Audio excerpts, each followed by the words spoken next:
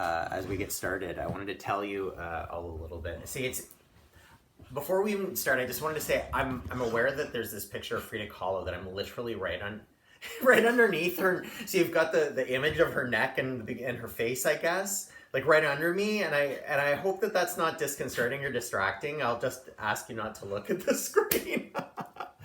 So, no, but here's the thing. So I like, in my initial reaction as I was setting up this afternoon was, I want to let you into my process. And this is my process. This is what I was thinking about in terms of, like what I was saying to Adrienne, in terms of when I logged in, it's like, oh, the technology, because I literally have got 3 screens in front of me right now, right? And then, the last few sessions we've been outside, which I really enjoy, but if you get any noise, like construction noise or whatever, I'm going to, then that can drown things out, which isn't ideal. So I decided, okay, today I'm going to come in. Now, what you do see is this. So there's now a visual distraction to replace the noise distraction. So we've replaced one for the other. And I've added 2 small Cocker Spaniel dogs who are over here playing with each other. Like, this is just like, they're so happy, which is just like perfect. They're gonna meditate, so let's make some noise here. Like, let's get it on. So yeah, sorry. So it's, I mean, I think in terms of all of this stuff, like all this stuff we're kind of facing, whether it's the small stuff like this, or it's the big stuff like you were sharing a moment ago. I think that, like, honestly, just like, as we get started, I don't mean to be like hackneyed or anything about this, but like, honestly, for all of you to take the time to come out or by out, I mean like to come online and do this, it's awesome. Like, I don't mean it's awesome like in terms of even the community aspect, although I appreciate that and it's awesome. Like, you are appreciated, you being here, and that includes the people that are tuning in after. I know that there are a few people, at least like a handful, but a handful's a handful. It's other people that we connect with out there who are, leaving me comments, and I know we're checking in. So that community aspect of the practice, I think, is super cool, like that we're all doing that. And so like we all kind of, pat ourselves on the back for that, because, we have those little talks, or we have this way of connecting even when we're disconnected. There's that, but I don't know. It's a really good reminder that we're going through challenging times. We have to, it's hard to prioritize ourselves, but it's actually, this is not selfishness. I just want to say this one little PSA about meditation. Sometimes people talk about like, oh, it must be nice to be so self-involved that you can sit on a block and watch your breath all day.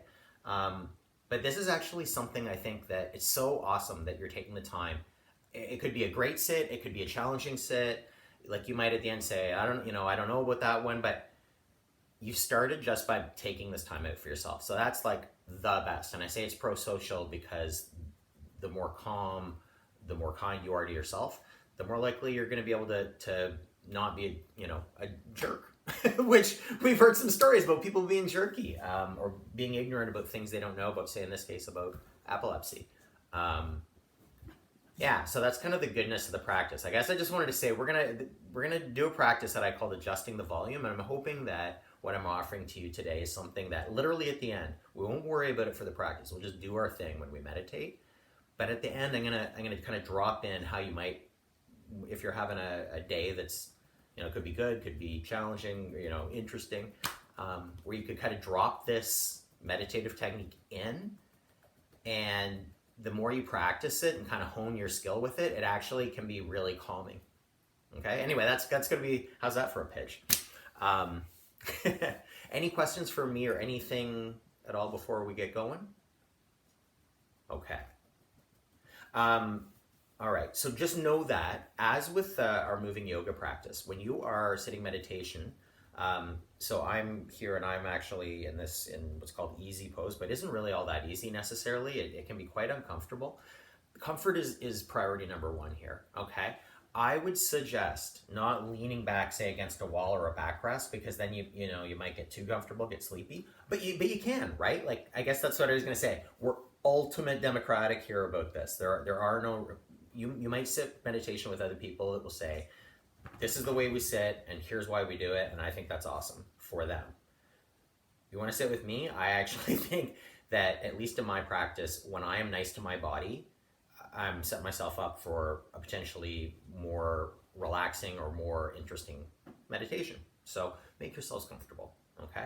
And in fact, this is our start. We're doing it right now.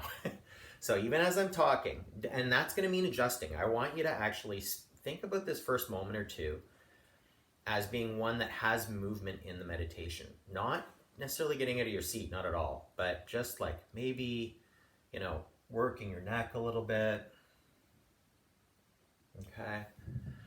In some way, stretching your shoulders out, or we hold a lot of tension in our hands, especially if we've been in front of screens. So maybe, just spreading our fingers, or, shaking them out a little bit, just noticing that kind of latent tension, just noticing that we can kind of, with a little kindness, just admitting latecomers, so don't mind that, we can just let some of that tension go.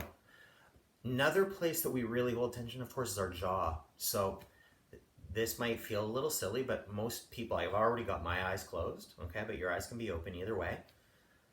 But just open your mouth really wide, like and then maybe you take your jaw from side to side. All right. Good. Okay. Maybe just feel your face, like you can actually feel it with your fingers, like with the tips of your fingers, if that helps, your temples or on your cheeks, or just the sensation without that actual tactile add-on, just the feeling of letting it relax.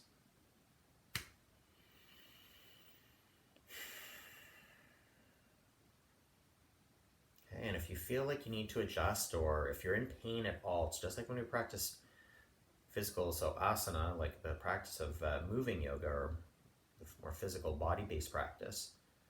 If it feels painful, then please adjust.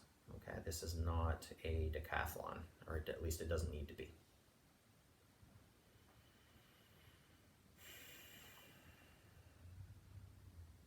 So this first few minutes here, maybe the movement, notice for me, I've let that go.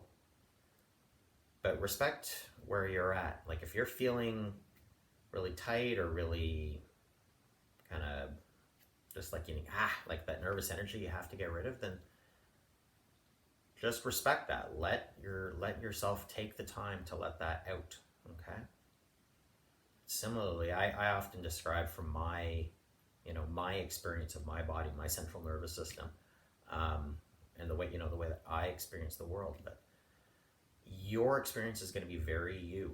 In fact, it's all you, okay? It's no one else's. So maybe you aren't the kind of person that carries a lot of tension or a lot of, nervous energy. If you feel lethargic, or you feel, kind of blasé, or whatever it is on the other end of the spectrum, then really, sort of think about picking your body up, getting a little bit longer on your inhales, and feeling the sides of your body, sort of stretch up away from where you're sitting.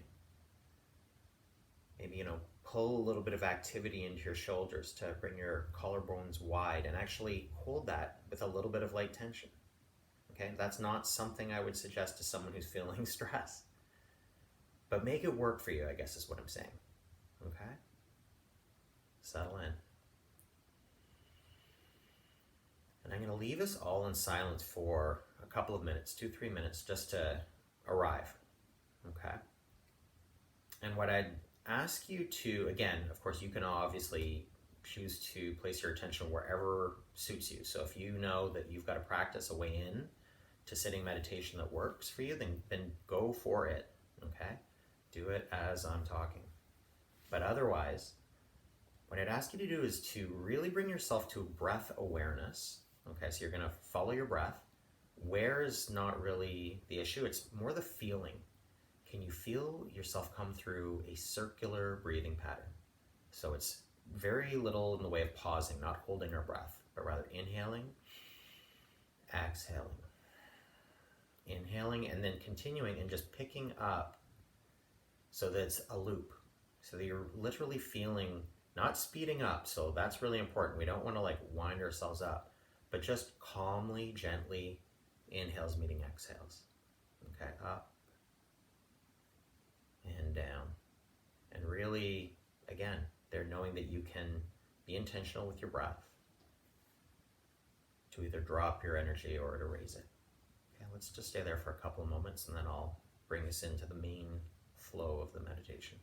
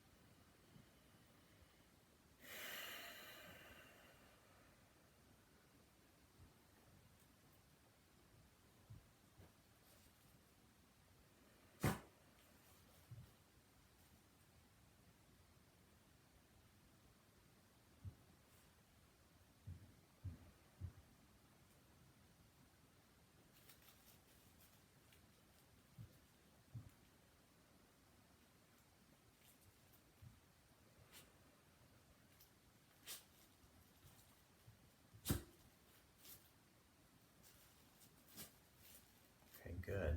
So notice what's happening, okay? And you may notice that things have slowed down a bit. So for me, I can notice even just over that little pattern of circular breathing, which I was not doing at the beginning, by the way. Right? I was getting distracted in my own thoughts around the meditation, where we were going next. And I kind of caught myself, said, no, you're meditating too. So the distractions are going to happen. Okay, feelings elsewhere in your body or stray thoughts. When that happens, okay, just notice it, go, okay, yep, I get it. And then drop back into wherever it is you're focusing. So in this case, on your breath. And just allow yourself to sit with this. And here's our setup, okay? Here's adjusting the volume. So I'm not sure which teacher I got this from, but it's out there as an analogy meditatively, and I dig this. This is, at least this works for me, so if it doesn't for you after, you can ask me in the Q&A and I'm happy to clarify. But think of your awareness. Think of what you're aware of right now, okay, in this moment, like just here. Okay, that could be thoughts, it could be feelings. It's whatever you're seeing, whether that's, the darkness behind, or sort of semi-murky darkness behind your eyelids, or it's the sounds in the room, the environmental noise. Okay, all of that is going to happen. Now all of that awareness is your stage. Okay, think of that as a stage that you are, quote unquote, looking at. Okay, you're aware of all of that. And a lot of it's in the background. Like a lot of it really moment to moment, it's there. The sights, the sounds, the feelings, the thoughts, but you're never really totally aware of all of that to the same degree or the same level. Okay, stay with your breathing. This is just setting us up. Okay, so you've got your stage. Okay, you might even be taking notice of it now. So like moving off of your breath, strictly speaking, and just noticing what's going on. What are you feeling? What are you seeing? What are you hearing? Just kind of a whole sensory experience. What are you thinking? Not trying to change any of it, just experiencing. Okay, now here's where the trick comes in. You are, in essence, the stage manager, at least right now. Okay, so in this moment, think about the stage of your awareness, and you've got a spotlight. And we'll call that, that spotlight, it's like your attention. It's wherever you decide to point the spotlight, that's where you're focused. Okay, and the spotlight could get really wide to take in the entire stage, or it get really tight and focused on, the lead actor. or the lead input, sensory input, whatever's happening with you. Most of the time, we are not guiding the spotlight. The spotlight is kind of when it's doing its own thing and it's all over the place. Okay, and mostly that's okay. But sometimes that can kind of pull us down into, thinking about things, the old thought loops that are going on and on, stories we tell ourselves, or getting particularly, just taken away with life as opposed to being calm and deciding what we want to do, where we want to go. So with this exercise, I'm going to ask you now to think about that spotlight. So think about where you're directing your focus or where your attention is, okay? And we're going to start it really, really small, okay? So taking it right to the tip of your nose. And if you can't feel the tip without touching it, then go ahead and touch it, or don't, okay? But once you have, you can put your hand back down. And now everything else drops away. So the rest of the stage can be relatively dark. Someone might call out from the crowd. There may be some other action on set. But for the next just few moments, stay with the sensation at the tip of your nose.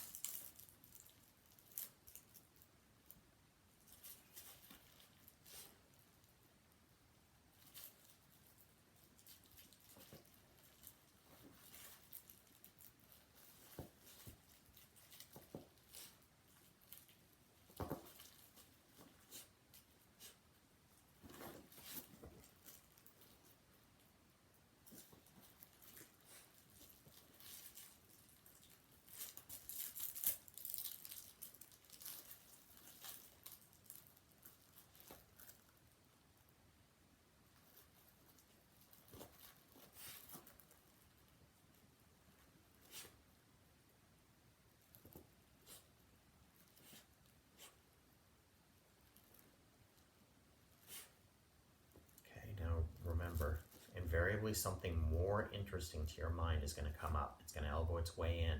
Try and get part of that spotlight. Don't fight it. Just notice it. Okay, you can't necessarily control what's happening on stage. But you do have some ability to move the spotlight around. So you notice an itch, or you notice a thought, or maybe you notice some sort of emotional tone that doesn't feel super great. Or maybe you get carried away in a fantasy, like you get caught up in a little daydream that feels nice.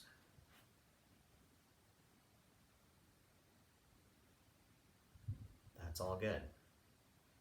Just the act of noticing, the act of kind of waking up and going, oh, right, I've got the spotlight. And then you take it back to the tip of your nose.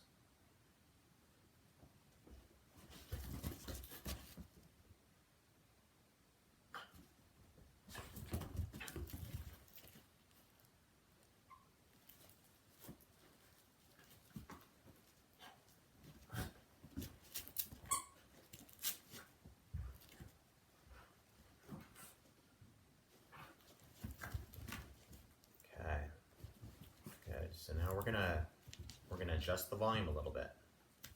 I'm realizing I'm mixing my metaphors, but let's let go of that. There's a self-judgment, okay? It's gonna do what it's gonna do. So we're focused, our spotlight's tight. If you've lost track, or even my talking has brought you out, come back to the tip of your nose. Okay, and now we're gonna come away and bring the scope of our beam really wide, okay? Not as wide as the whole stage, okay? But, so not into the environment. So I can hear things happening around me, but I'm just not picking them up. Okay, if your eyes are open, you might see things in your environment, same deal. Just, oh yeah, that stuff's happening, okay? That's on stage too. And I'm gonna ask you to open your spotlight to what feels like the edges of your body.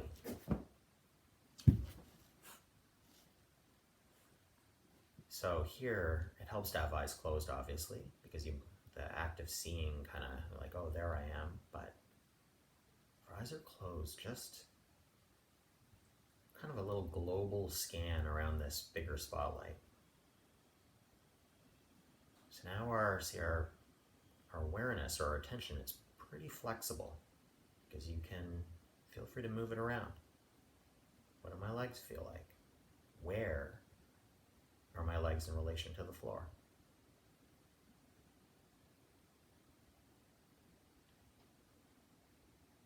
Noticing maybe your tendency is to really rest in the front of your body.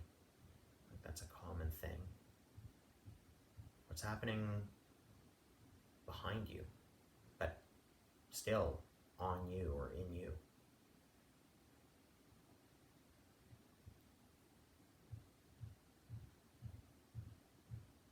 Okay, so just, you can rest with this, you can play with this. Like the attitude is that, like the spotlight, you kind of control that. So for some of you, if making this into a little game so that you can stay focused in this sort of more diffuse way, if that's it, go for it. And if it's something else, it's a deeper stillness in you that allows you to do that, like whatever, that's awesome too. Just stay there at the edge of your body for, say, the last few minutes. I think time-wise, we're rounding into it. I'm going to give you one more optional stop along the way, but just resting here for a few moments.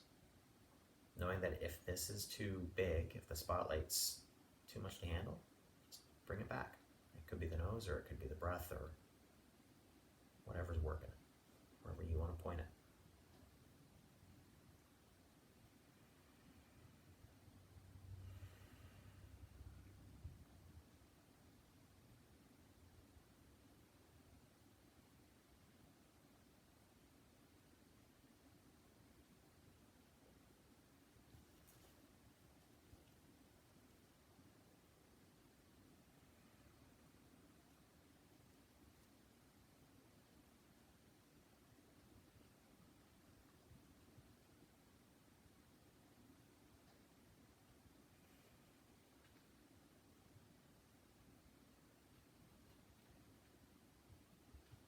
Good. Now, you can absolutely stay with your spotlight right where it is, or you can experiment a little bit here, and that is to sort of blow the door at the barn doors off, so to speak. Okay. Whoa. Metaphor overload. Okay, and we'll do this just by opening your eyes, but not necessarily focusing in on anything. Instead, coming out to the peripheries, noticing all the space.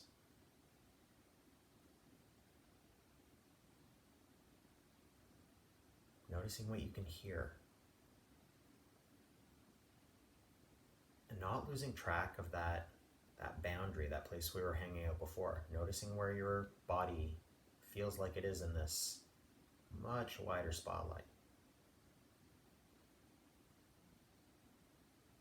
And feel all the stuff that's still happening at the tightest parts of that spotlight, including the tip of the nose, or the breath, or whatever it is.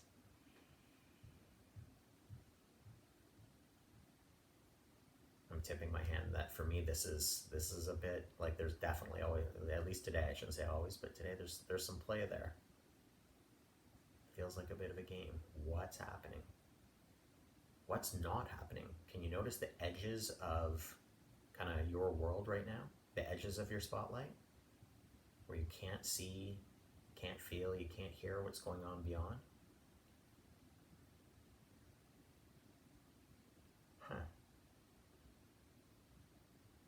So there's a sort of externally imposed boundary there too. Okay. So you can rest here, we'll just say another moment or two. Either to be way out in this wide open awareness, which is kind of where we ended up by design, or anywhere along the way. whatever felt like it was most working for you today, maybe pick that up. We'll stay there for a couple of minutes, and then we'll come together.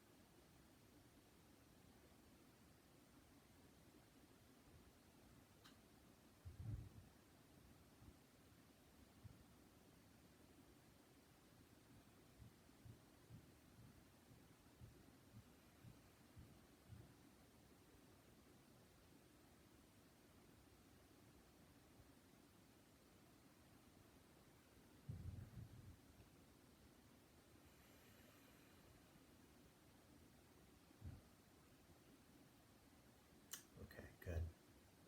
Now, wherever you are, let's slowly just let go of that. Let's let go of the practice. You don't have to come out all at once though, but just put the spotlight down.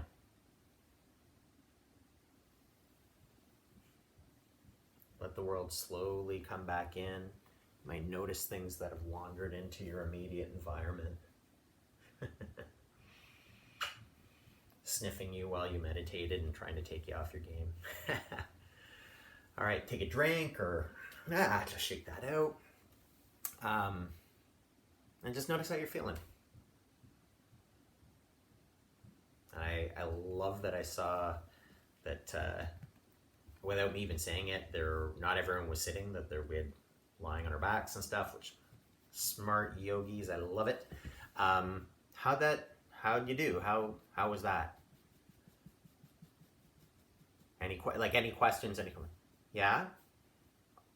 Awesome. Well,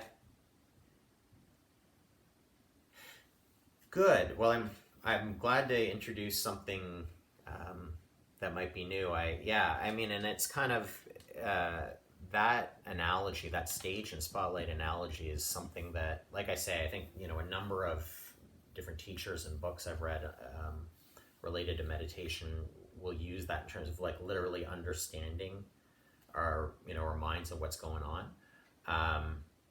So I some days I just want to sit and I don't want to make it an experiment. I just want to like chill out. But I found even there, like, and I kind of giggled at one point because it was feeling like really like, wow, like cool, like what's going on, and like the game of that, like the kind of, anyway, that's how I experienced it, right?